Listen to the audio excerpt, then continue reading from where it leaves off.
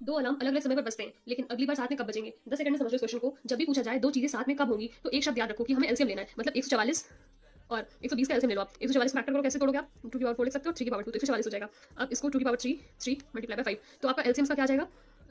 2 की power 4 multiply by 3 की power 2 multiply by 5, इसको मल्टीप्लाई कर लीजिए, 720 सेकंड आ जाएगा। आपको सेकंड में मिनट में चेंज कर लीजिए आप, 60 से डिवाइड कर दीजिए, तो ये आपका आ जाएगा 12 मिनट आ जाएगा। ठीक है, तो अब वो 12 मिनट बाद साथ में बजेंगी। पहले कितना बजा था? 6 बजे। 6 बजे में आप 12 मिनट जोड़ दो, तो ये 6 बज के 12 मिनट पर दोबारा एक साथ बजेंगी। Thank you for watching. Please like share subscribe my channel.